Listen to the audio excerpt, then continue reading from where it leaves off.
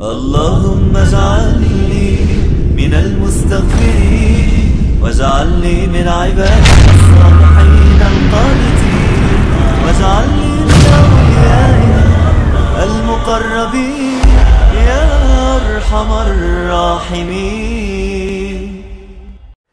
أعوذ بالله من الشيطان الرجيم. بسم الله الرحمن الرحيم. الحمد لله رب العالمين والصلاة والسلام على رسول الله وعلى آله وصحبه أجمعين. أما بعد. Assalamu alaikum wa rahmatullahi wa barakatuh.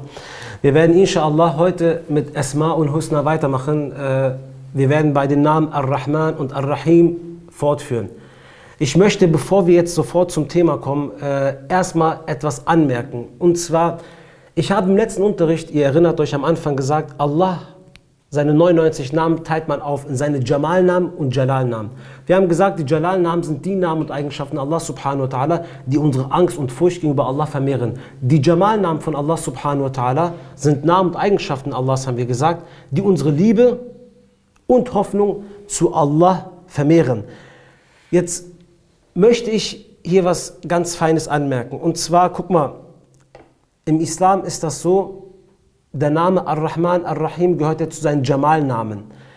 Ist das denn ausreichend, dass man Allah seinen Namen Ar-Rahman, Ar-Rahim nur kennen muss, um Allah zu lieben? Ihr kennt es vielleicht selbst, wenn ihr zum Beispiel ein Video oft anguckt oder ein Buch liest, dann heißt es, wenn du Allah lieben willst, lern Allah kennen. Immer dieses Slogan. Wenn du richtig Ibadat machen willst, lern Allah kennen. Dann kommt der Typ zum Beispiel, nimmt ein Buch, lernt die Namen Allah subhanahu wa ta'ala auswendig. Ja, dann kann er die auswendig aufsagen, liest vielleicht dazu noch 3, 4 Bücher, guckt sich vielleicht noch 3, 4 Videos an. Dann stellt er eine Sache fest. Hey, sagt er, ich habe mich überhaupt nicht verändert. Zu mir wurde gesagt, lern Allah kennen, dann liebst du Allah. Ich habe das gemacht, aber genauso wie ich vorher war, bin ich heute immer noch. Es hat nichts an mir geändert. Warum hat das nichts an ihm geändert? Das Problem ist das, guck mal, egal in was für Themen wir Bildung uns aneignen, ob es materiell oder immateriell ist, ob es Dunyavi, ob es weltliches Wissen oder Shar'i-Wissen ist immer das Uslub und das Usul ist von Allah subhanahu wa ta'ala im Koran zu entnehmen. Das ist sehr wichtig. Warum? Allah hat den Menschen erschaffen. Allah ist Al-Hakim, Allah ist weise. Wenn er eine Usul im Koran anwendet, dann hat das einen Grund, warum er das macht. Er kennt uns am besten, er weiß, wie wir am besten Dinge aufnehmen. Tamam. So. Wäre Ar-Rahman und Ar-Rahim ausreichend, dass wir Allah seinen Namen einfach auswendig lernen oder die Eigenschaften Allahs einfach auswendig lernen müssen, um Allah kennenzulernen, dann würde Allah subhanahu wa ta'ala einfach die 99 Namen in eine Listenform hinabsenden. Oder er würde einfach hintereinander die ganzen Namen und Eigenschaften Allahs aufzählen. Macht aber Allah subhanahu wa ta'ala nicht. Warum macht er das nicht? Weil das so nicht geht. Zu jeder Eigenschaft kommt Allah und erklärt die Reflexion, wo man das auf der Dunya sieht. Er sagt dieser Name und dann sagt er, wo du es sehen kannst. Er sagt, das habe ich euch gegeben, dafür ist dieser Name zustande. Allah kommt und weist immer wieder auf etwas hin. Okay? Das ist ein Usul. Deswegen, zum Beispiel kommen die Leute und sagen, wenn du ein Gebet gut verrichten willst, lern Khushu. Mit Khushu musst du ein Gebet verrichten. Okay, jetzt weiß ich muss mit Khushu beten. Jetzt gehe ich beten, habe ich jetzt Khushu. Das geht so nicht. Oder Allah liebt diejenigen, die bescheiden sind. Die Mutawasi sind, die bescheiden sind. Allah liebt diejenigen, die Ikhlas besitzen. Okay, jetzt weiß ich das. Habe ich das jetzt auf einmal? Habe ich nicht. Wie geht das? Wie bekomme ich das? Und zwar, indem man sich fragt, wie komme ich dahin? Wenn ich es habe, wie kann ich es beschützen? Wie kann ich es vermehren? Das sind diese Dinge, die das vermehren. Jetzt guck mal, ich möchte euch gerne ein Beispiel geben, wo Allah subhanahu wa ta'ala sagt, dass Ar-Rahman und Ar-Rahim ist. Und dann beschreibt er, warum Ar-Rahman und Ar-Rahim ist. Oder wir haben ja gesagt, Allah seine Rahmat umfasst alles. Wasi'at kulli shay. Allah seine Rahmat umfasst alles. So, okay, Allah seine Rahmat umfasst alles. Und jetzt, okay, wir wissen das. Wir haben verstanden, Allah seine Rahmat ist groß, aber jetzt, hat das was geändert? Nein. Guck mal jetzt, ich möchte euch ein Beispiel geben, wo Allah subhanahu wa ta'ala im Koran etwas aufzählt und dann zählt ein paar Punkte auf, die zu den Rahman und Rahim gehören. Allah sagt in Surah Baqarah, wa ilahukum ilahun wahid, la ilaha illa huwa Rahman Rahim. Euer Gott ist ein einziger Gott, außerdem es kein Gott gibt, er ist Ar-Rahman und Ar-Rahim. Jetzt kommt die erste Frage. Okay, unser Gott ist einer, der Rahman und Rahim ist. Was ist aber Ar-Rahman und Ar-Rahim? Jetzt kommt Allah und beschreibt, was Ar-Rahman und Ar-Rahim ist. Allah sagt, Inna fi khalqis samawati wal ardi wa ikhtilafil layli wan nahar. Die Schöpfung der Himmel und der Erde und bei dem Wechsel von Tag und Nacht. Das ist die erste Rahmat von Allah subhanahu wa ta'ala. Allah sagt, ihr habt das vielleicht mitbekommen, vorletzten Unterricht habe ich einen Vers von Surah Qasas vorgelesen, wo Allah subhanahu wa ta'ala sagt, قُلْ أَرَأَيْتُمْ إِنْ جَعَلَ اللَّهُ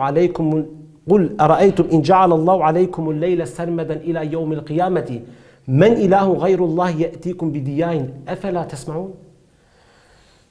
Allah sagt, hätte Allah euch die Nacht zu einem Dauerzustand gemacht, welcher Gott außer Allah hätte euch das Tageslicht gebracht? Wollt ihr denn nicht hören?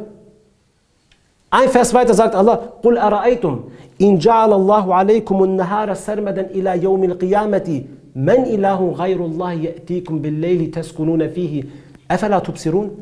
Wenn Allah euch den Tag zu einem Dauerzustand gemacht hätte, bis zum Tag der Auferstehung, welcher Gott außer Allah hätte euch dann die Nacht gebracht, damit ihr dahin Ruhe findet? Wollt ihr denn nicht sehen, sagt Allah subhanahu wa ta'ala.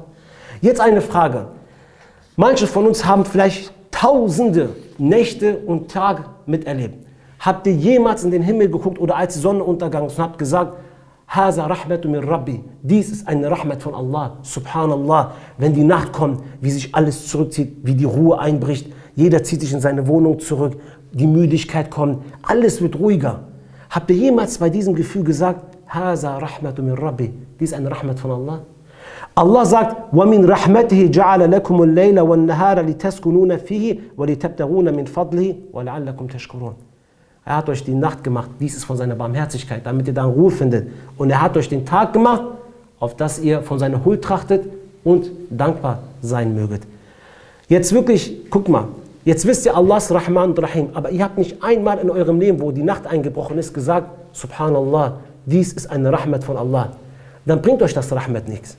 Das, was ihr gelernt habt, Allahs Rahman und Rahim, das bringt nichts. Das wird euch nicht weiterbringen, wenn ihr nicht einmal auf die Nacht geguckt habt oder beim Sonnenaufgang habt gesagt, Subhanallah, dies ist eine Rahmat von Allah. Ich will jetzt nicht großartig auf die wissenschaftlichen Dinge, die Vorzüglichkeiten, die Weisheiten von Nacht und so eingehen. Ihr könnt das selbst lesen, da gibt es Dinge, die im Körper freigelassen werden, wenn die Nacht einbricht, wenn der Tag einbricht. Ihr könnt euch selbst darüber informieren. Ich möchte nur auf die Verse jetzt mal drauf hineingehen. Weiter sagt Allah in Surah Baqarah, euer Allahs Rahman und Rahim, er fährt fort und sagt, وَالْفُلْكِ الَّتِي تَجْرِ فِي الْبَحْرِ بِمَا يَنْفَعُ النَّاسِ. Und er ist es, in den Schiffen hat er sie auf die Meere verbreitet und hat sie zum Nutzen für die Menschen gemacht. Die Schiffe, die auf den Meeren sind.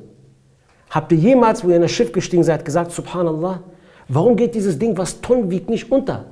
Ein Stein wirfst du rein, der geht unter. Warum geht ein Schiff, was Tonnen wiegt, nicht unter? Dies ist eine Rahmat von Allah subhanahu wa ta'ala.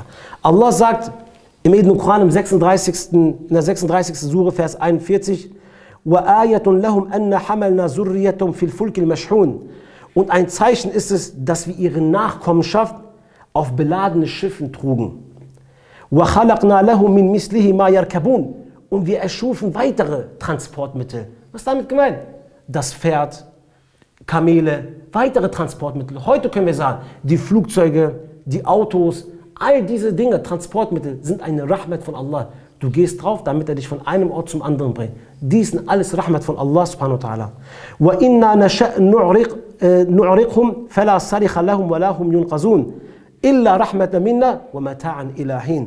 Und wenn wir gewollt hätten, hätten wir sie alle ertrinken lassen und sie hätten keinen einzigen Helfer gefunden, außer durch eine Rahmat von uns und ein Missbrauch bis zu einer gewissen Zeit. Jetzt eine Frage, wenn ihr zum Beispiel jemals in ein Flugzeug gestiegen seid, in ein Auto, in ein Schiff oder egal was und ihr habt nicht einmal gesagt, Subhanallah, Haza Rahmatu min Rabbi, dies ist eine Rahmat von Allah. Guck mal, ob ihr nun wisst, dass Allah Rahman ist und Rahim ist oder nicht. Allah ist sowieso Rahman und Rahim. Bevor ihr da wart, war er Rahman und Rahim. Und wenn ihr weg seid, wird er immer noch Rahman und Rahim sein. Denn das wird sich nicht ändern. Es geht hier um euch, ob ihr das begreift, ob ihr das umsetzen könnt. Allah sagt weiter, er fährt fort, wo er Rahman und Rahim aufzählt. Viele Leute natürlich, wenn immer diese Verse aufgezählt werden, Allah hat die Himmel und die Erde erschaffen und die Schiffe und die Meere, das Regen, das ist immer so selbstverständlich. Die Leute lesen immer schnell drüber hinweg, wobei das eigentlich diese Verse sind, die am meisten Wirkung zeigen, wenn man das wahrhaftig Idrak macht, das wahrhaftig begreift und das sieht. Allah sagt weiter in Baqarah, وَمَا أَنزَلَ اللَّهُ مِنَ السَّمَاءِ مِنْ مَاءٍ فَأَحْيَا بِهِ الْأَرْضُ بَعْدَ مَوْتِهَا وَبَثَّ فِيهَا مِنْ كُلِّ دَابَّةٍ. Dass Allah das Wasser vom Himmel herabkommen lässt und damit die Erde, nachdem sie tot war, wieder lebendig macht und sich die Tiere hierauf ausbreiten können. Allah subhanahu wa ta'ala dass er das Regen vom Himmel herabfallen lässt und die Erde, die tot ist, die eigentlich überhaupt nichts Früchte zeigt, wieder zum Leben erweckt, ist eine Rahmat von Allah subhanahu wa ta'ala. Weil Allah sagt in einem anderen Vers, Fanzur ila athari rahmatillahi kayfa yuhyi al-arda ba'da mawtiha inna zalika la muhyi al-mauta wa huwa ala kulli shay'in qadir. Schaut auf die Spuren von Allahs Barmherzigkeit, wie er die Erde nach ihrem Tod wieder lebendig macht. Derselbe wird auch die Toten wieder erwecken und sie wieder lebendig machen, sagt Allah in der Sure 30, Vers 50. Der Unterschied zwischen uns und dem Gesandten ist, der Gesandte, als es geregnet hat, ist er raus, hat die Hände aufgemacht, hat die Regentropfen aufgefangen.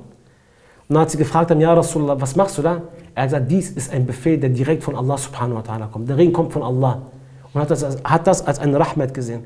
Heute sagen die Menschen, wenn es regnet, schlechtes Wetter. Sie sagen, es ist schlechtes Wetter draußen. Es ist eklig draußen. Es ist überhaupt nicht schön draußen. Wobei eigentlich der Regen eine Rahmat von Allah subhanahu wa ta'ala ist. Der Mensch sagt manchmal Dinge, die er gar nicht begreift, was er überhaupt sagt. Aber dies ist eine Rahmat von Allah subhanahu wa ta'ala. Würde es nur ein Jahr ohne Regen auskommen, die Erde, dann guck mal, was mit der Erde passiert. Allah fährt fort in der Surah Baqarah und sagt, وَتَصْرِيفِ الرِّيَاحِ وَالسَّحَابِ الْمُسَخَّرِ بَيْنَ السَّمَاءِ وَالْأَرْضِ لَآيَاتٍ لِقَوْمٍ يَعْقِلُونَ. Und ein Wechsel von Wind und Wolke, die zwischen Himmel und Erde dienstbar gemacht worden sind wahrlich Zeichen für Leute, die begreifen. Der Wind ist eine Rahmat von Allah subhanahu wa ta'ala. Habt ihr jemals gestanden, es kam ein kühler Wind und habt gesagt, Haza Rahmatu min Rabbi, dies ist eine Rahmat von Allah. Wisst ihr, was aus einer Erde wäre ohne einen Wind? Wisst ihr, wie groß ein Geschenkwind ist, was man alles mit Wind machen kann? Man kann die Schiffe segeln, man kann Segelflugzeuge betreiben, man kann Energie durch Wind gewinnen, man kann Mühlen betreiben. Durch Wind, nur Wind. Ein Wind. Das ist aber eine Rahmat von Allah subhanahu wa ta'ala. Allah sagt nämlich in einem anderen Vers, وَهُوَ الَّذِي أَرْسَلَ الرِّيَاحُ وَبُشْرًا بَيْنَ يَدَيْ رَحْمَتِهِ وَأَنزَلْنَا مِنَ السَّمَاءِ مَاءً طَهُورًا. Und er ist es, der die Winde als frohe Boten seiner Barmherzigkeit herabgesandt hat. Ich will auch nicht auf die Weisheiten von Wind jetzt drauf eingehen. Ich habe immer wieder mal reingeguckt, auf was Wind ist, also wissenschaftlich. Der Wind ist wirklich, spielt auch grundsätzlich für die Natur eine sehr relevante Rolle. Aber darüber könnt ihr euch informieren, könnt ihr selbst einfach googeln, da werdet ihr viele, viele Auszüge finden. Jetzt guck mal, das waren jetzt einige Verse, die ich aufgezählt habe, wo Allah subhanahu wa ta'ala sagt, der Regen, der Wind, die Schiffe, die Nacht, der Tag. Eigentlich, das sind alles Dinge, die ganz alltäglich sind, die für uns selbstverständlich sind. Ganz selbstverständlich sind. Aber Allah sagt, guck dahin, das ist meine Rahmat. Das ist alles nicht selbstverständlich. Jetzt kommt das Interessante, genau im Anschluss von diesem Vers kommt ein sehr bekannter Vers, den kennt ihr alle. Allah sagt, وَمِنَ النَّاسِ مَنْ يَتَّخِذُ مِنْ دُونِ اللَّهِ أَنْدَادًا يُحِبُّونَهُمْ كَحُبِّ اللَّهِ وَالَّذِينَ آمَنُوا أَشَدُّ حُبًّا لِلَّهِ. Allah sagt, und unter den Menschen gibt es einige, sie haben sich seinesgleichen zur Anbetung genommen. Was machen sie? Sie lieben sie, so wie sie Allah lieben. Oder sie lieben sie, so wie sie eigentlich Allah lieben sollten. Aber diejenigen, die gläubig sind, lieben Allah noch stärker. Jetzt die Frage, was hat denn diese Rahmat, die Allah aufzählt, auf einmal mit der Liebe zu tun? Allahu Alam natürlich, wir sagen, der Mensch, der liebt schöne Dinge. Der Mensch liebt schöne Dinge. Warum man manchmal zum Beispiel eine Frau liebt, ist, weil ihre Schönheit wunderschön ist. Oder ein Mensch verliebt sich in Dinge, die einen Nutzen bringen, die ihn beschützen, die seinen Rang höher stellen, die seine Bedürfnisse stillen, die sein Prestige anheben. Dinge, die schön sind, die liebt man. Das ist die Natur des Menschen. Und lieben ist die Tat des Herzens. Das muss sein. Der Mensch hat das Bedürfnis zu lieben und auch Liebe zu bekommen. Das ist ganz normal. Wenn die Liebe du ihm schenkst, dem es wahrhaftig gebührt, Allah subhanahu wa ta'ala, dann wirst du nichts anderes lieben.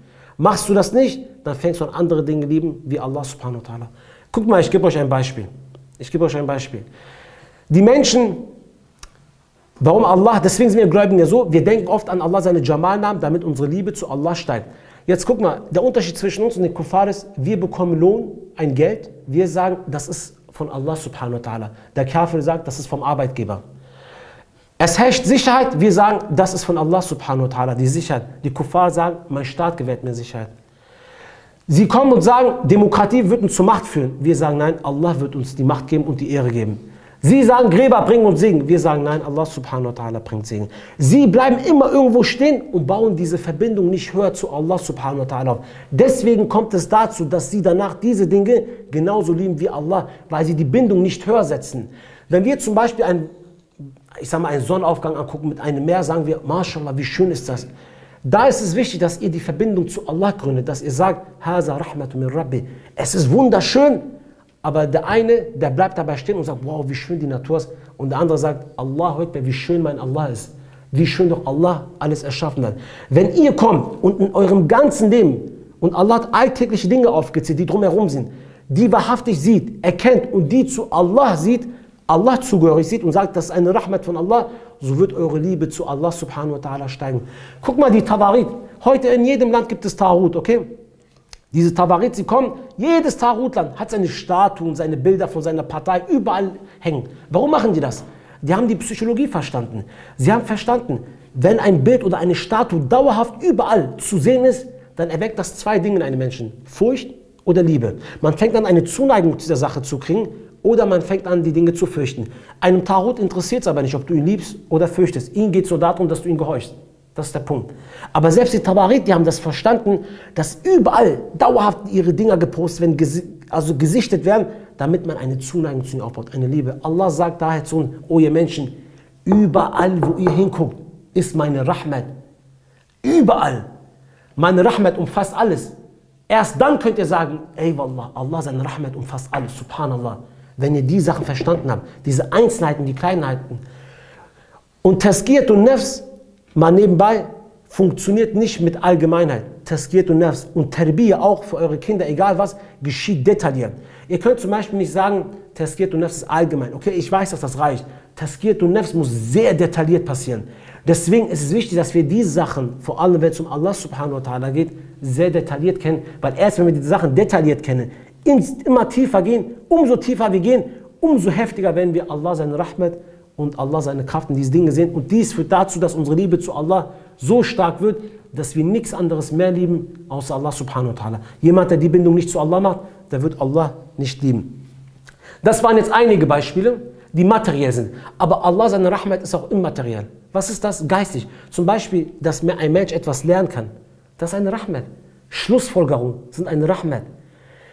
Dinge nachzuvollziehen, Gefahren von vornherein schon zu sehen, Verrasset zu haben, dies sind alles Rahmat. Dinge zu lernen aus der Vergangenheit, nicht dieselben Fehler nochmal machen. Dies sind alles Rahmat von Allah subhanahu wa ta'ala, die eigentlich selbstverständlich sind. Alle Propheten, die hinabgesandt worden sind aus einem Grund. Und zwar aus einer Rahmat von Allah subhanahu wa ta'ala herabgesandt worden sind. Warum? Allah hätte nicht Propheten herabsenden können. Es hätte auch gereicht, wenn er sagen würde, euch reicht die Fitra aus für die Hidayat. Aber es gehört zu seiner Rahmat, dass er mehr macht und hat die Propheten hinabgesandt. Allah sagt, يَخْتَصُّ بِرَحْمَتِهِ مَنْ يَشَاءُ وَاللَّهُ ذُو الْفَضْلِ الْعَظِيمِ. Allah wählt mit seiner Rahmat aus, wen er will, und Allah ist voller großer Huld. In einem anderen Vers sagt Allah subhanahu wa ta'ala, وَمَا أَرْسَلْنَاكَ إِلَّا رَحْمَةً لِلْعَالَمِينَ. Und wir sandten dich nur, O Muhammad, aus einer Barmherzigkeit von uns, Rahmatan lil Alamin, als eine Barmherzigkeit zu allen Welten, haben wir dich hinabgesandt, O Muhammad. Der Prophet a.s. sagt selbst, Ana Nabiyyu Rahma, ich bin der Prophet der Barmherzigkeit. Ich bin der Prophet der Barmherzigkeit. Der Grund, warum die Propheten hinabgesandt sind von Allah seine Rahmat. Es wäre nicht mal notwendig gewesen. Der edle Koran ist eine Rahmat von Allah subhanahu wa ta'ala, eine Heilung und Rechtleitung. Hamim, Tanzilu min ar-Rahman ar-Rahim. Hamim, dies ist eine Offenbarung von Ar-Rahman und Ar-Rahim. Allah hätte nicht ein Buch herabsenden müssen oder einen Propheten herabsenden müssen für die Hidayat. Er hätte gesagt, das reicht, die Fitra ist da, eure Augen ist hier klar, die Delits sind klar, aber Allah schickt diesen Propheten und das Buch zu seiner Rahma und dann gibt es immer noch Mushrikun und Jahil, Menschen, die beschmutzen, bedreckt sind und sagen immer noch Hujjat-i-Ikame. Bevor die Hujjat-i-Ikame im großen Schirk das nicht erreicht hat, kann man kein Takfir sprechen. Das sind so richtig irregangene Menschen.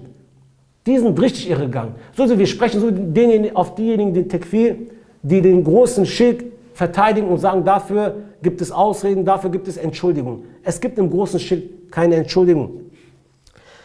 Das Paradies ist eine Rahmat von Allah subhanahu wa ta'ala. Warum? Allah sagt, وَأَمَّا الَّذِينَ بْيَدَّتْ وُجُوهُهُمْ فَفِي رَحْمَةِ اللَّهِ هُمْ فِيهَا خَالِدُونَ. Und was jene betrifft, deren Gesichter weiß sein werden, Sie sollen in Allahs Rahmat hineingehen, ewig werden sie darin bleiben. Wo werden wir ewig bleiben? Im Paradies. Das Paradies ist selbst eine Rahmat. Allah hätte uns zu einer bestimmten Zeit belohnen können, irgendwann vernichten können. Aber er sagt abadan.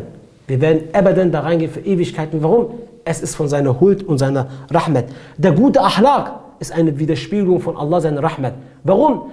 Guck mal, im sozialen Umfeld ist das Rahmat von Allah sehr wichtig. Seinen Charakter zu bewahren gegenüber Strapazen, gegenüber Iftira, Lügen der Menschen ist wirklich sehr schwer.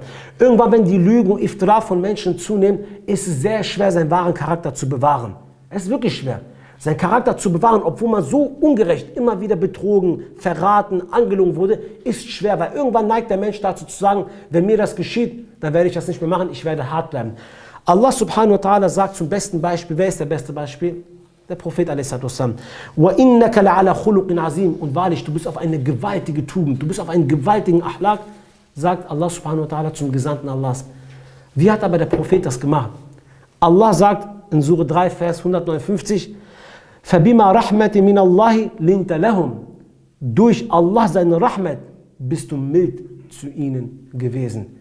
Wenn Allah seine Rahmat nicht wäre, vielleicht wäre der Prophet auch nicht so mild. Vielleicht hätte er seinen Charakter auch geändert. Die Rahmat von Allah subhanahu wa ta'ala, die Widerspiegelung ist der gute Charakter.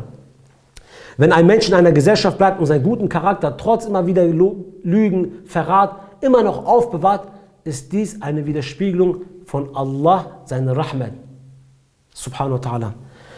Das Loswerden von Problemen und Sorgen und Not ist eine Rahmat von Allah subhanahu wa ta'ala. Jeder Mensch hat Not, Probleme, Sorgen.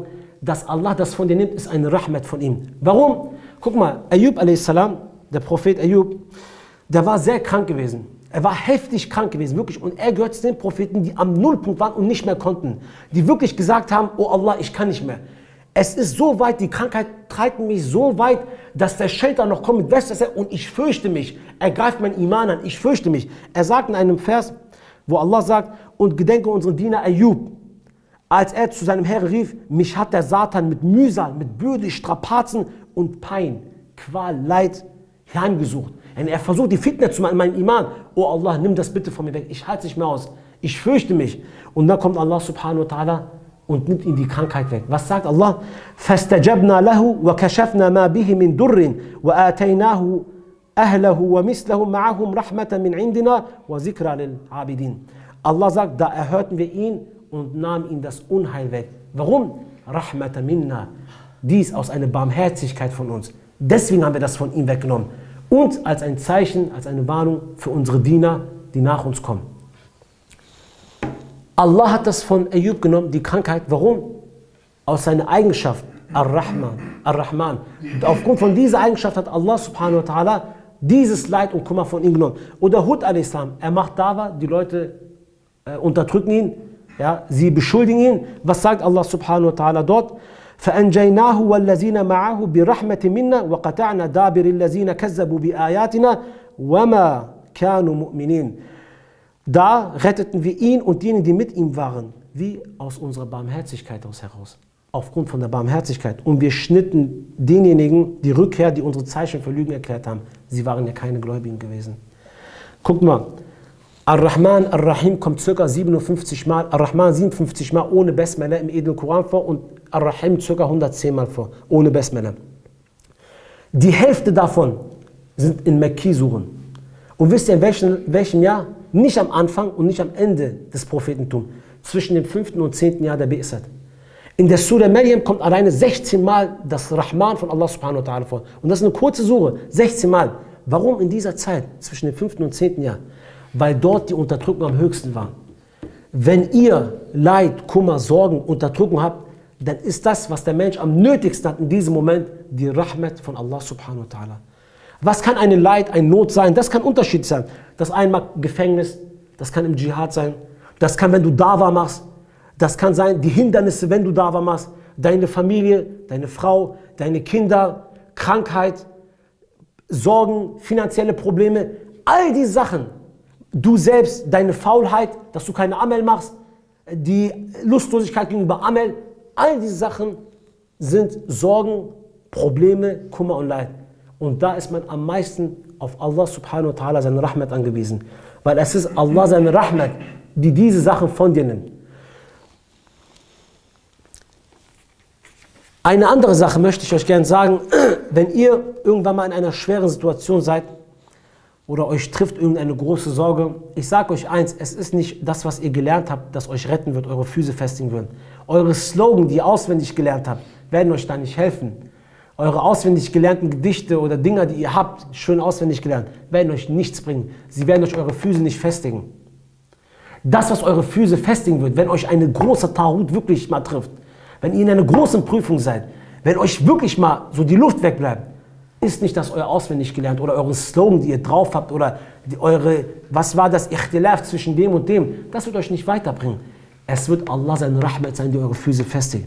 Wenn ihr einfach daran denkt, Allah ist Rahman gegenüber seinen Muhsin-Dienern. Allah ist barmherzig gegenüber seinen Salih-Dienern, gegenüber Dienern, die Ikhlas haben. Das ist das Einzige, was eure Füße festigen wird, wenn ihr mal eine große Prüfung habt.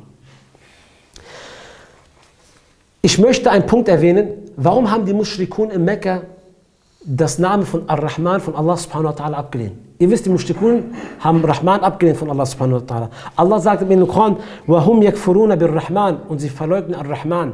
Und ihr kennt ja selbst in Hudaybiyah, dem Friedensabkommen, da schreibt, der lässt der Prophet schreiben, Bismillah ar-Rahman ar-Rahim, da kommt, glaube ich, Suhail bin Amr, ich bin mir gerade nicht sicher, und sagt, streich Ar-Rahman ar-Rahim weg, Bismika Allahumma schreiben wir im Namen Allahs. Sie haben nicht an Rahman ar-Rahim geglaubt. Was glaubt ihr, warum die nicht geglaubt haben?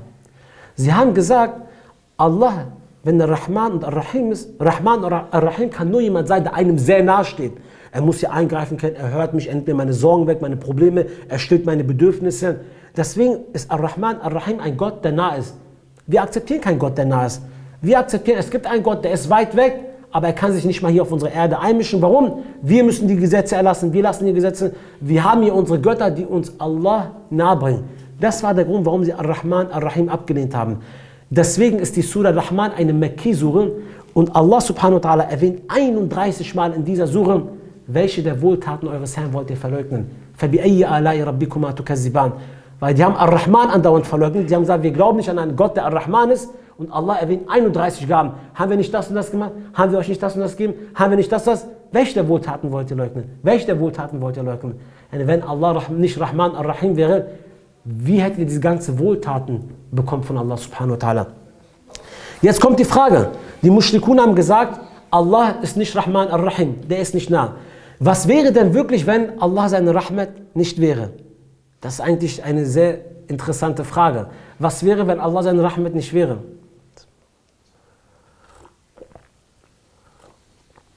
Ich habe das letztens mit einem gesprochen, habe ich gesagt, wenn Allahs Rahmat nicht wäre, was wäre dann nachher? Zorn, ja. Jemand was anderes? Wenn Allahs Rahmat nicht wäre, wäre gar nichts. Dann würde sich nichts bewegen. Dann würde nichts passieren. Wenn Allahs Rahmat nicht wäre, könnte gar nichts passieren. Dann wäre nichts los. Alles geschieht gerade aufgrund von seiner Rahmat. Nicht mal existieren, nichts würde es geben. Das, warum wir existieren, ist, weil er Ar-Rahman ist. Das ist von seiner Barmherzigkeit. Dass er uns leben lässt, obwohl wir Sünden machen, Asi sind, ist von seiner Barmherzigkeit. Guck mal, wer würde, wenn Allah nicht Rahman Ar-Rahim wäre, die ganzen Menschen, die diese Rahmat nötig haben, auf sie gucken? Wenn Allah nicht Rahman Ar-Rahim wäre, wer würde die Menschen ihre Sünden vergeben und allen Menschen vergeben? Wenn Allah nicht Ar-Rahman Ar-Rahim wäre, welche Mutter würde ein Kind 9 Monate in ihrem Bauch tragen und danach dieses Kind versorgen? Wenn Allah nicht Rahman Ar-Rahim wäre, welcher Vogel würde sein Kind das Essen besorgen und ihm geben? Wenn Allah nicht Ar-Rahman Ar-Rahim wäre, was würde sich überhaupt auf der Erde bewegen? Was wäre mit dem Wechsel von Tag und Nacht? Die Sonne, der Mond, die Sterne, die als schmucksen, die Bäume, die die Früchte geben, die Schiffe, die auf den Meeren sind, die Erde, die nach Regen verlangt, das Regen, was von den Wolken kommt, der Koran, die Propheten. Was würde es geben, wenn Allah sein Rahmat nicht wäre? Nichts würde es geben. Jetzt kommen die Leute und sagen natürlich zu uns, wo ist denn die Rahmat von Allah subhanahu wa ta'ala beim nicht Schweinefleisch essen? Bei der Hölle. Wo ist Allah seine Rahmat, wenn ich das von Allah will, er gibt mir das nicht? Wo ist Allah seine Rahmat, als diese Flut von Nuh kam, diese Menschen sind alle gestorben? Wo ist Allah seine Rahmat, wenn ein kleines Kind stirbt, sagen sie? Das sind Argumente, die sie bringen. Und selbst da ist das von Allah seine Rahmat subhanahu wa ta'ala. Guck mal, Es gehört zu Allah seine Rahmat, dass er uns Dinge verbietet, die sowieso abscheulich sind. Allah verbietet uns Schwein, Alkohol, Zinsen. Selbst die Kuffar-Experten sagen, das sind schlechte Dinge, die sollten wir eigentlich überhaupt nicht machen. Glücksspiel sind alles schlechte Dinge. Allah hätte uns auch ein Schaf verbieten können, ein sauberes Tier. Allah hätte uns auch saubere Sachen verbieten können. Es gehört aber zu seiner Barmherzigkeit, dass er uns schlechte Dinge sogar verbietet, statt gute Dinge. Es ist von seiner Barmherzigkeit, damit es uns viel einfacher fällt. Die Leute kommen und sagen, wo ist Allah seine Rahmat, wenn ich einen Menschen geliebt habe, eine Frau geliebt habe oder jemanden geliebt habe und ich habe die Sache nicht bekommen. Wie häufig haben wir gesehen, dass sich nach Liebe, Zorn, Hass, richtiger Hass entwickelt. Oder wenn man gehasst hat, danach Liebe entsteht. Woher willst du wissen, dass wenn du mit diesen Menschen zusammenkommen wärst, nicht irgendwann Hass entstanden wäre? Hast du diese Sicherheit? Wenn sich doch nach Liebe Hass erzeugen kann, diese Möglichkeit gibt, dann hast du nicht mal ansatzweise das Recht zu sprechen. Subhanallah, ich habe eine Sache verstanden. Ich habe damals immer gedacht, dass wenn ich etwas für mich will, dass das Beste für mich ist. Bis ich irgendwann verstanden habe, das ist nicht wahr. Nicht das, was ich für mich will, ist das Beste für mich, sondern das, was Allah subhanahu wa ta'ala für mich will, ist das Beste. Das, was Allah für uns will, ist das Beste auch für uns. Nicht das, was wir wollen. Allah ist Al-Hakim. Allah will uns nur Gutes. Und wenn er uns eine Sache nicht gibt, dann ist das aufgrund von seiner Rahmah. Sie kommen und sagen, wo ist Allah seine Rahmat, dass zum Beispiel die Erdbeben passieren und dabei Menschen sterben. Wir sagen selbst, das ist eine Rahmat von Allah subhanahu wa ta'ala, ein Erdbeben, wo die Menschen sterben. Vom Erdbeben sterben nicht Menschen, wisst ihr das? Hauptsächlich sterben an einem Erdbeben die Menschen, weil die Trümmer, die Häuser kaputt gehen. Also es liegt schon mal an dem Menschen, wie er seine Bauten macht, wie hoch er sie baut, aus welchem Material er das macht. Das ist erstmal die andere Sache. Die andere ist, würde dieses Magma aus der Erde, das kommt an die Erdkruste hoch, würde es kein Erdbeben gehen, würde die ganze Erde explodieren. Kennt ihr Schnellkochtopf, wo immer so Luft daraus kommt? Würde diese Luft da nicht rauskommen, würde der Topf in die Luft gehen? Und so würde es mit der Erde passieren, damit ihr das mal versteht. Die Erdbeben ist eine Rahmat von Allah. Wollt ihr, dass die Erde explodiert? Es ist eine Rahmat, dass Erdbeben passiert. Selbst danach, nach der Erdbeben, ist häufig so, dass Leute danach die Hidayat bekommen. Auch eine Rahmat. Sie sagen, wo ist die Rahmat von Allah subhanahu wa ta'ala? Bei der Sintflut, als diese Flut kam von Nuh a.s. alles war überflutet gewesen. Wir sagen, auch das war eine Rahmat für die Gläubigen. Sie wurden errettet. Generationen danach sogar waren die Leute auf Islam gewesen. Sie sagen, wo ist das Rahmat, wenn ein kleines Kind stirbt? Wir sagen, die Kuffar werden im Jenseits sagen, ja, laytani kuntu turaba, ach, wären wir doch nur zur Erde geworden. Die Kuffar werden sagen, nicht, wäre ich doch nur als Kind gestorben. Sie werden sagen, wäre ich doch nur zur Erde geworden. Noch schlimmer, was ist Kind? Ein Kind, was stirbt, ist rein. Es freut sich gerade bei Allah. Es wird belohnt. Was beurteilt ihr, dass er auf der Welt bleibt? Und was, wenn es auf der Erde zu einem Kafir geworden wäre? Er hätte sich danach gewünscht, nicht als Kind gestorben zu sein, sondern als Erde geworden wieder zu sein. Nichts. Was glaubt ihr, was Allah seine Rahmat ist? Allah seine Rahmat umfasst selbst die Hölle. Wenn einer kommt und sagt, Allah gibt es nicht, was passiert dann? Ändert sich was? Nein, Allah gibt es trotzdem. Wenn Allah aber zu jemandem sagt, du bist vernichtet, dann ist er wirklich vernichtet. Dann gibt es ihn wirklich nicht mehr. Dann gibt es ihn nicht mehr. Allah hat die Macht dazu. Deswegen ist es eine Rahmat über den Gläubigen, dass die Kuffar in die Jahannam kommen. Sie werden für ihre Taten belangt, was sie getan haben. Jetzt gibt es im edlen Koran 7 Verse, 7 Bereiche, wo Allah subhanahu wa ta'ala selbst sagt, wenn Allah seine Rahmat nicht wäre, dann wäre das. 7 Verse, wo Allah wirklich sehr interessant sagt, wenn Allah seine Rahmat nicht wäre, dann wäre Folgendes passiert. Daher glaube ich, dass diese 7 Punkte besondere Stellen sind, wo wir extrem auf Allah seine Rahmat angewiesen sind. Sodass Allah sagt, wenn meine Rahmat nicht wäre, dann wäre das.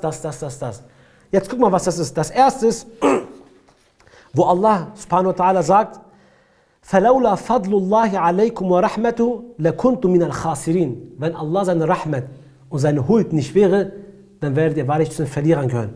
Wisst ihr, um was es da geht? Es geht da um sein Versprechen brechen. Sein Versprechen brechen. Allah subhanahu wa ta'ala sagt mir in dem Koran, und als wir mit euch zu Bani Israel den Bund schlossen und über euch den Berg emporgehoben haben, den Berg Tur, so sagten wir, haltet fest daran, was wir euch gebracht haben und gedenkt dessen, was darin enthalten ist. Vielleicht werdet ihr gottesfürchtig werden mögen. Sie haben Allah versprochen, dass sie sich an das Buch halten. Sie haben versprochen, dass sie ernst bleiben. Sie bleiben jiddi, sie bleiben ernst in ihrer Sache. Sie werden sich daran halten, sie werden nicht die Grenzen Allahs überschreiten. Mit der Zeit wurden die Laubali, sie wurden faul, sie haben die Dinger umgeändert, sie haben sich nicht mehr daran gehalten. Und Allah sagt, wenn Allah seine Rahmat nicht wäre, dann würdet ihr zu den Verlierern gehören. sagt Allah hier. Der Grund ist, Allah hat die Rahmat von ihnen entzogen, deswegen, weil sie ihr Wort gebrochen haben. Jetzt gibt die Sache, wir sind auf zwei Arten von Allah seine Rahmat angewiesen. Wenn wir das Wort einhalten, unsere Versprechen einhalten, ist das von seiner Rahmat. So müssen wir viel um seine Rahmat bitten, weil es gibt Shaitan, es gibt Weswasser, es gibt Nefis, es gibt all diese Sachen, wo wir unser Versprechen brechen können. Und einmal, wenn wir unser Versprechen gebrochen haben, so ist es wichtig, dass wir Tauba machen und dies von Allah seine Rahmat, dass er das annimmt. Wisst ihr, wie schlimm das bei Allah subhanahu wa ta'ala ist, wenn man sein Wort bricht? Allah verabscheut diese Tat. Yasin liest mal diese Sure vor, ich glaube Surah Maryam ist das, dass das gleichgesetzt wird, wie die Christen, die sagen, Allah hat einen Sohn sich genommen. Oder in Surah Saf, wo Allah sagt, Ja ayyuhallazina amanu, lima taquluna ma la taf'alun, kabura maqtan inda Allahi an taqulu ma la taf'alun. Warum sagt ihr Dinge, die ihr nicht tut? Wie schlimm ist das eigentlich, was ihr sagt und das nicht tut? Sein Versprechen zu brechen ist was Brutales, ist was Schlimmes. Und Allah subhanahu wa ta'ala erwähnt gleich hier, dass die Christen, Juden und die Muslime ihr Versprechen gebrochen haben, was mit ihnen passiert ist. Jetzt gibt es aber unterschiedliche Arten von Versprechen. Allah erwähnt einige mit dem Koran. Zum Beispiel in der Surah Araf, im Vers 189, kommen einige Salih-Menschen und sagen, oh Allah, wenn du mir ein Kind gibst, dann werde ich zu den Salih gehören und zu den Dankbaren gehören. Einige Muslime kamen nach Tabuk, haben gesehen, dass die Muslime gespendet haben. Sie haben gesagt, oh Allah, wenn du mir auch Geld gibst, dann werde ich auch zu einem Salih gehören und werde auch spenden. Das sind alles Versprechen. Wenn du das sagst, das ist ein Eid zwischen dir und Allah. Manche haben gesagt, wie Anas bin Nadir, die sind vom Guten ferngeblieben, vom Badr, Krieg von Badr, da haben sie gesagt, wenn ich im nächsten Krieg dabei sein werde, dann werdet ihr alle sehen, was ich mache. Und er hat es gezeigt. Dann gibt es manche Versprechen, die man sagt, oh Allah, wenn du diesmal nochmal meine Sünde bedeckst, dass das keiner mitkriegt, dann werde ich das und das für dich machen. Oh Allah, wenn du mir noch dieses Mal meine Sünde vergibst, dann werde ich das und das machen. Oh Allah, wenn du mir einmal so eine Tawhid-Jamaat geben könntest, wo ich eine Jamaat hätte, dann würde ich das und das machen. Oh Allah, wenn ich ein Talibul Ilm sein könnte, wenn ich nur Islam-Wissen hätte, dann würde ich das und das machen. Dies sind alles, und es geht noch weiter, also unterschiedliche, oh Allah, wenn du mich hierbei heilst oder mein Kind hier heilst, dann werde ich das und das für dich geben. Das sind alles Versprechen, die man gegenüber Allah gibt. Jetzt kommt Allah subhanahu wa ta'ala und sagt in der Surah Ma'idah in Vers 13, erwähnt, dass die Juden ihr Versprechen gebrochen haben und erzählt 5 Eigenschaften auf. 5 Eigenschaften, weil die Juden ihr Versprechen gebrochen haben. Allah sagt, Allah hat sie als erstes, weil sie ihr Versprechen gebrochen haben, verflucht. Zweitens, ihre Herzen versteinert. Drittens, haben sie das Buch Tahrif gemacht. Viertens, haben sie die Warnung vergessen. Fünftens, sie haben Verrat begangen. All diese Punkte treffen heutzutage auf die Muslime zu. Heutzutage, Allah verflucht diejenigen, die ihr Wort brechen. Was heißt verfluchen? Allah nimmt seine Rahmat von diesen Leuten weg. Allah erbarmt sich diesen Menschen nicht nochmal. Zweitens, was heißt, dass das Herz versteinert wird? Ein Behinderter, der nimmt einen Stein und ein Stück Gold. Für ihn macht das beides keinen Unterschied. Er wirft das Gold weg und den Stein weg. Er kennt das nicht. Wenn das Herz versteinert ist, ist das Herz behindert. Das Herz kennt nicht mehr den Unterschied zwischen einem Ayat und Musik, zwischen einem Nashid und einem Hadith. Das ist genau wie er ein Lied hört, das berührt ihn genauso viel wie ein Vers von Allah. Es berührt ihn nicht mehr. Das bedeutet, sein Herz wurde versteinert. Dann, sie haben das Buch Tahrif gemacht. Machen die Muslime heute das Buch Tahrif? Die können das Buch von Allah nicht ändern. Aber was machen sie? Sie legen das Buch falsch aus. Sie machen falsch Ta'wil. Sie erklären die Religion Allahs unterschiedlich. Viertens, sie haben die Warnung vergessen. Was bedeutet das? Sie haben ihr Verantwortungsbewusstsein vergessen. Fünftens, sie haben Verrat begangen. Jemand, der einmal Verrat begeht, das ist wirklich, das bringt uns Allah hierbei, der wird immer wieder Verrat begehen. Es sei denn, der macht Tauba. Wenn jemand keine Tauba macht, 100% wird er das nächste Mal wieder ein Verrat begehen. Die Christen haben ebenfalls ihr Wort gebrochen. Was sagt Allah zu ihnen? In der Sure 5, Vers 14. Allah sagt, weil sie ihr Wort gebrochen haben, haben wir zwischen ihnen eine Feindschaft und einen Hass hinabgesandt, die bis zum Tag des Gerichts geht. Die sind verfeindet. Was heute mit den Muslimen? Chaos, Hass, Feinde. Selbst zwischen den eigenen Familien gibt es Hass, Feindschaft. Was glaubt ihr, warum das so ist? Selbst die Muwahhidun selbst kommen nicht miteinander klar. Die Muwahhidun selbst mögen sich nicht. Die Muslime, gleiche Akida, sie hassen sich. Warum passiert all diese Sachen? Warum? Das passiert alles, weil wir unser Wort dauerhaft brechen. Das ist der Grund. Zu den Muslimen sagt Allah subhanahu wa ta'ala in Surah Tauba im 75. Vers, weil sie ihr Wort gebrochen haben, sie haben gesagt, oh Allah, wenn du uns Geld gibst, dann werden wir das spenden. Und am Ende wurden sie geizig und haben nicht gespendet. Und Allah sagt, wir haben in ihrem Herzen Nifaq hinabgesandt. Also sie wurden zu Munafiqun und das wurde nie wieder aufgehoben von ihnen. Guck mal, wenn ihr euer Versprechen bricht, ist das was Gewaltiges. Manche sind leichtsinnig und machen das. Wenn ihr es macht, hofft auf Allah seinen Rahmat. Aber wenn ihr ein Versprechen gibt, so bittet immer Allah darum mit Ar-Rahman, dass er euch dabei hilft, euer Versprechen zur Geltung zu bringen. Wisst ihr, was dieser Rahman bei diesem Versprechen ist? Wenn ihr kurz davor seid, das Versprechen zu brechen, kommt eine innere Stimme. Ey Mann, du hast doch ein Versprechen abgegeben. Das kannst du nicht brechen. Das ist Ar-Rahman. Das ist das Ar-Rahman, dieses Gewissen, was kommt und sagt, du hast ein Versprechen gegeben, brich das nicht. Guckt mal, Yunus a.s. hat sein Wort gebrochen. Was hat er gemacht? Was heißt sein Wort gebrochen? Er hat Dawa gemacht, hat ohne um Erlaubnis zu bitten von Allah, hat einfach diese Stelle verlassen. Was hat Allah mit ihm gemacht? Eine Finsternis in eine andere Finsternis. Von der Nacht ins Meer geschmissen, ins Meer in den Wal geschmissen. Er war in Finsternis. Und Allah sagt, wäre es nicht durch unsere Rahmat gewesen, unsere Gunst, unsere Rahmat, so hätten wir ihn an einem Land gespuckt und er wäre sein Leben lang getadelt gewesen. Es ist von Allah seine Rahmat, wenn ihr euer Wort bricht, dass er euch danach trotzdem vergibt. Der zweite Punkt, was wäre, wenn Allah seine Rahmat nicht wäre? Also erstes, da könnten wir unsere Versprechen nicht einhalten, ist, wir könnten nicht gerecht entscheiden. Allah subhanahu wa ta'ala sagt, وَلَوْلَا فَضْلُ اللَّهِ عَلَيْكَ وَرَحْمَتُهُ لَهَمَّتْ طَائِفَةٌ مِّنْهُمْ أَنْ يُضِلُّكَ. Wenn Allah seine Rahmat und seine Huld dir gegenüber nicht wäre, so hätten dich einige in die Irre geführt, O Muhammad. Um was geht's da? Der Sabab Nuzul ist, in Medina gibt es ein Geschehnis, da gibt es Leute, die klauen. Beni Ubayrik, die beginnen Diebstahl, sie klauen und das sieht jemand, das kommt raus. Die Muslime, die kommen zu Propheten, die bestohlen worden sind und sagen, die haben uns bestohlen, O Gesandter Allahs, Beni Ubayrik, wir wollen unsere Waffen zurück, das Essen sollen sie behalten, aber sie sollen unsere Waffen zurückgeben, denn Waffen hat bei uns einen Wert. Dann, als sie mitbekommen, nimmt diese Beni Ubayrik, die nehmen das und machen eine Spur von diesem Reis, was sie geklaut haben, zu einem Juden hin. Dann kommt jemand und macht Fürsprache für diesen Beni Ubayrik und sagt, O Gesandter Allahs, Beni Ubayrik wird das doch nicht machen, die Spuren zeigen zu einem Juden. Wenn der statt ein Muslim klaut, ist das eher der Jude, der geklaut hat.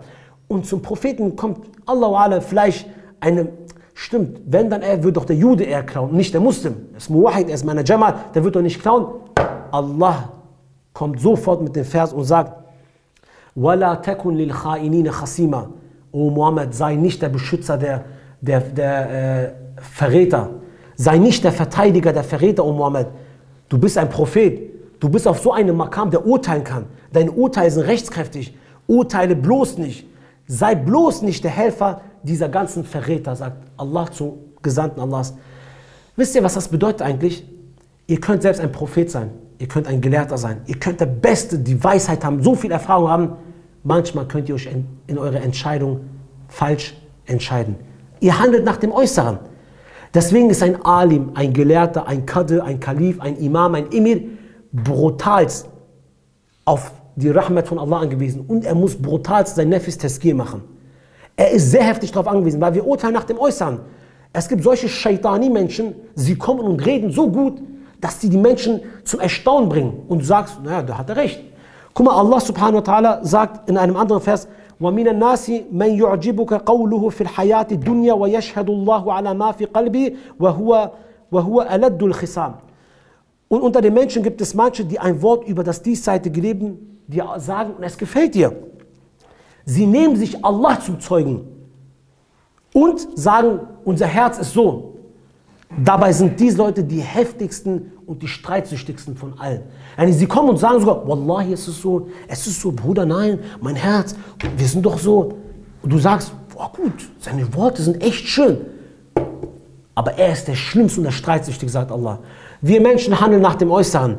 Daher, wenn Allah seine Rahmat nicht wäre, würden wir oftmals falsche Entscheidungen treffen. Der Grund, warum wir die richtigen Entscheidungen treffen, wenn wir urteilen, ist aufgrund von Allah seine Rahmat. Daher ist es sehr, sehr wichtig, dass vor allem Emire oder Leute, das kann Unterschied, das kann Arbeitgeber sein, das kann der Vater sein, das kann ein Imam sein, das kann ein Jamaat-Führer sein, das kann alles sein. Jemand, der eine bestimmte Position hat, der muss besonders darauf achten, ansonsten herrscht Fitne. Vor allem, der Prophet a.s. sagt in einem Hadith, das Gleichnis von demjenigen, der das Verlangen nach Besitz hat, nach Geld und nach Führungsposten, nach Ansehen, ist das Gleichnis wie zwei hungrige Wölfe, die auf eine Herde losgehen. Was machen diese Wölfe? Sie essen nicht nur das, worauf sie Hunger haben, also sättigen sich nicht nur, sie töten alle anderen auch. Und so ist es auch, ihr glaubt zum Beispiel, ihr habt das Verlangen nur, erstmal diese Position zu haben? Nein. Irgendwann, wenn ein Mensch diese Position hat, versucht er diese Position zu bewahren und fängt an dabei, die islamischen Scharia-Gesetze zu missachten, die Grenze zu überschreiten, nur um seinen Posten, um seine Stelle zu bewahren. Deswegen ist es sehr, sehr wichtig, vor allem wenn Menschen auf diesen Posten kommen, dann kommt das radikalste Hassad raus, was in einem Menschen steckt. Das radikalste Hassad, das tiefste, was es gibt, kommt raus, weil ich bin höher als der andere. Und deswegen sind diese Menschen besonders auf Allah seine Rahmat angewiesen, um richtig zu urteilen. Wenn Allah seine Rahmat nicht wäre, was wäre dann? Allah sagt, وَلَوْلَا فَضْلُ اللَّهِ عَلَيْكُمْ وَرَحْمَتُهُ لَاتَّبَعْتُمُ الشَّيْطَانُ إِلَّا قَلِيلٌ. Wenn Allah seine Rahmat und seine Huld nicht wäre, so würdet ihr Shaitan folgen, außer wenige von euch. Um was geht es hier? Es geht hier um eine Nachricht, die überbracht wurde, nicht zum Gesandten, sondern einfach rumerzählt wurde. Allah sagt hier in diesem Vers in Surah Nisa im 83. Vers, und wenn wir zu ihnen eine Nachricht über etwas Sicherheitsgewährendes, Emniyet oder Angsteinflößendes kommt, verbreiten sie diese sofort. Und hätten sie es doch zum Gesandten oder den Verantwortlichen überbracht, damit sie diese Nachricht analysieren. Und gäbe es Allah Gunst und seine Rahmat euch gegenüber nicht, dann werdet ihr den Satan gefolgt, außer wenige von euch. Hier geht es eigentlich darum, manche Leute, wir können das eigentlich nennen Manhaj. Wenn Allah seine Rahmat und seine Huld nicht wäre, könnten wir nicht einer Manhaj folgen. Eine Manhaj ist eine Sache, die jedes Jamaat, gesundes Jamaat, hat eine Manhaj. Und man geht dieses Manhaj. Und jeder muss sich daran halten. Hier geht es darum, wenn du zum Beispiel beim Propheten sitzt, sagst du, ja, das stimmt, wir machen die Tat, wir schwören drauf, wir machen das. Sie verlassen es, sie reden genau das Gegenteil, was sie gesagt haben. Oder es kommt eine Nachricht zu ihnen, sie entscheiden das selbst. Wobei es gibt ältere Abis, es gibt erfahrene Abis, es gibt schon Emire, die haben Erfahrung. Anstatt er das erstmal zu ihnen bringt, damit sie es analysieren, haut er das sofort raus. Das sind Leute, denen hat Allah sich nicht erbarmt. Wenn Allah seine Rahmat nicht wäre, würden die meisten Leute so handeln. Das Jamaat-Leben, sich an einem Manhaj zu halten, ist so wichtig. Das meiste, was Allah verabscheut, ist der Schirk. Was ist das Gegenteil? Was Allah am meisten liebt, ist der Tawhid. Das, was Allah am zweitmeisten liebt, ist die Einheit. Haltet alle fest an Allah Seil. Und das, was Allah am meisten verabscheut nach dem Schirk, ist das Tefrika. Ist das Fitne, das Spalten in der Jamaat. Sich an einem Manhaj zu halten, ist daher von der Rahmat von Allah subhanahu wa ta'ala. Die meisten würden sich nicht dran halten. Es ist nicht einfach, sich an einem Manhaj zu halten.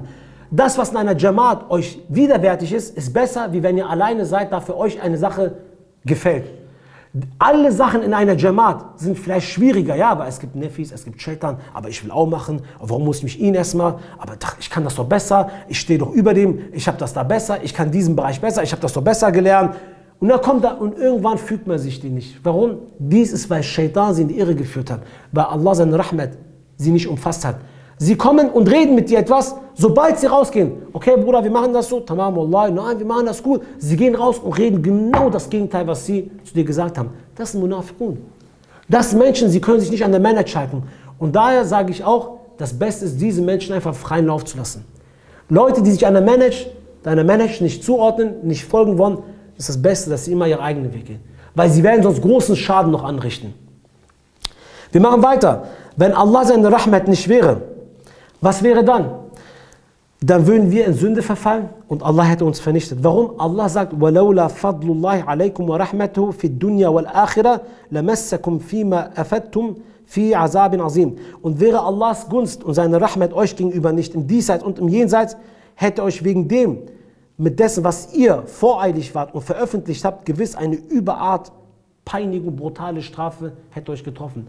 Da geht es um Ifk, um die Beschuldigung gegenüber Aisha, die Iftira gegenüber Aisha. Die Leute kommen, haben einfach jeder etwas gesagt. Und Allah sagt, wenn Allah seine Rahmat nicht wäre, hätte er euch ganz gewiss vernichtet. Manchmal macht ihr eine Sünde und Allah lässt euch am Leben noch und bestraft euch nicht direkt. das soll bloß nicht heißen, oh du Mensch, dass Allah das vergessen hat, ich komme schon irgendwie davon, Allah hat mir vergeben. Allah sagt, das ist von meiner Rahmat, dass ich euch lasse. Guck mal, ein Mensch, der kann lügen. Ein Mensch, der kann lügen. Er kann das in seinen Augen als klein sehen. Der Prophet sagt aber, hütet euch vor Lügen, denn Lügen bringen große Fujur mit sich, große Sünden mit sich.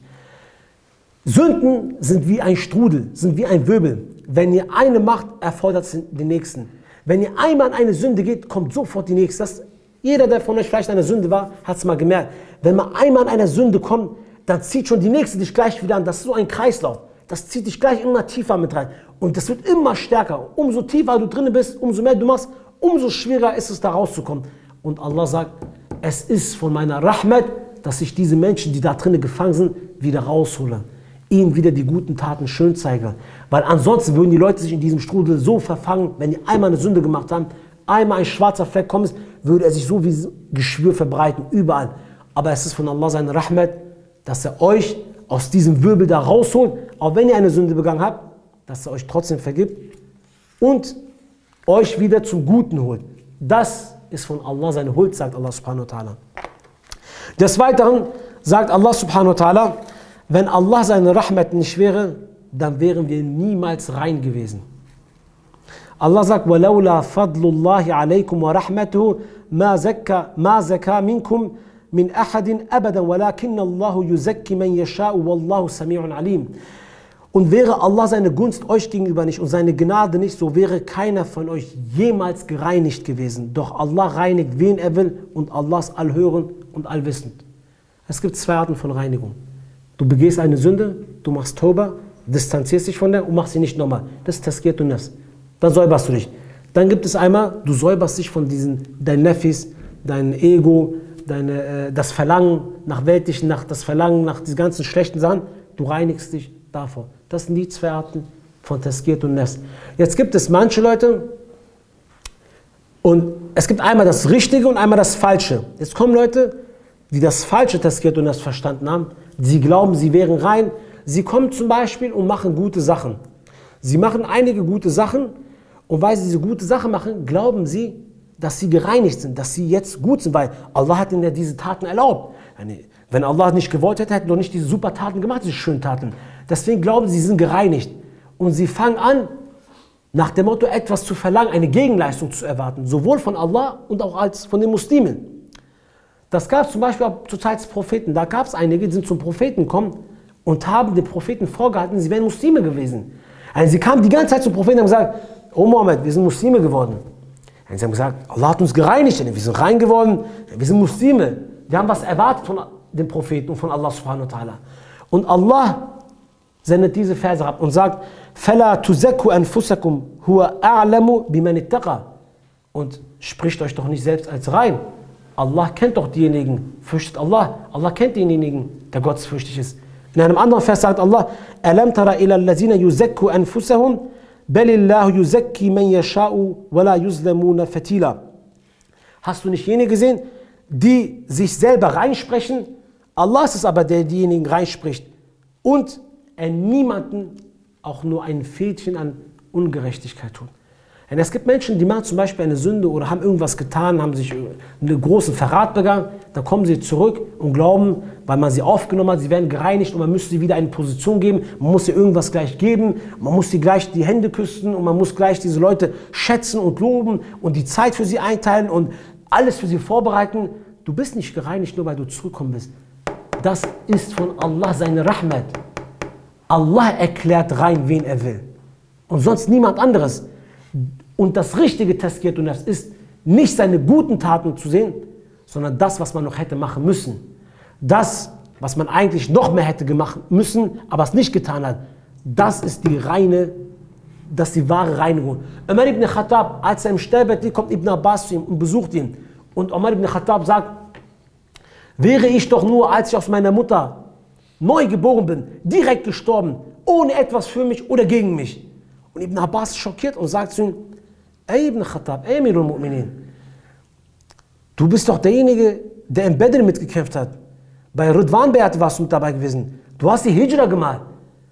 Was ist denn mit dir? Also warum sagst du denn das? Und er sagt, nein, wäre ich doch nur als kleines Kind gestorben, ohne jegliche Taten. Warum? War Umar ibn Khattab nicht, hatte nicht gegen den Mushrikun kämpft, hat er sich nicht angestrengt, war er nicht im Zulum, hatte nicht das Zulum abbekommen, hatte nicht die ganze Hijra gemacht, hatte nicht den Dschihad gemacht, hatte nicht alles geopfert auf Allah seinen Weg, hatte nicht zu den Ashar ibn Bashar gehört, zu den 10 Leuten, die mit dem Paradies vorprophezeit worden sind. Umar ibn Khattab hatte immer noch Angst gehabt. Deswegen kommt der Prophet und sagt, kein einzigster Mensch wird ins Paradies hineingehen, illa, außer mit einer Sache, mit seiner Rahma.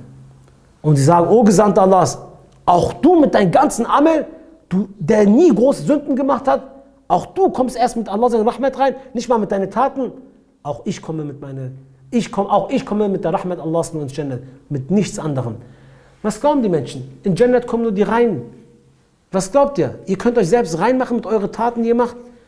Glaubt ihr, ihr könnt euch nur, weil ihr etwas gemacht habt, gut gemacht habt, dass ihr euch reinspricht, ihr gehört jetzt zu den Guten? Allah ist es derjenige, der die Leute reinspricht, der die Leute reinigt und der sie danach in sein Paradies hineingelässt. Deswegen habe ich ja vorhin auch gesagt, wenn ein Kind stirbt, stirbt es als ein reines Kind und dies auch als eine Rahmat von Allah subhanahu wa ta'ala zu sehen. Das sind diese Punkte, wo Allah subhanahu wa ta'ala im edlen Koran sagt, wäre Allah seine Rahmat nicht euch gegenüber, dann wäre das. Könnten wir unser Versprechen nicht halten, wären wir in Sünde gefangen genommen, wären wir vernichtet worden, hätten wir nicht gerecht geurteilt. Ja, all diese Dinge sind von Allah seine Rahmat. Deswegen, diejenigen, die sich in solchen Situationen befinden, die sollen häufig Allah anbeten mit dem Namen Ar-Rahman und Ar-Rahim. Das war's heute zum Unterricht, inshallah. Wir werden im nächsten Unterricht mit Rahman Ar-Rahim weitermachen und wir werden darüber sprechen, wie wir diese Namen und Eigenschaften uns selbst aneignen können. Wie können wir Rahman Ar-Rahim sein? Gegenüber wen? Wie war der Prophet in Rahman Ar-Rahim? Gegenüber Kuffar, gegenüber Waisen, gegenüber Schuhada-Kinder, gegenüber Tieren. Wo war der Prophet barmherzig?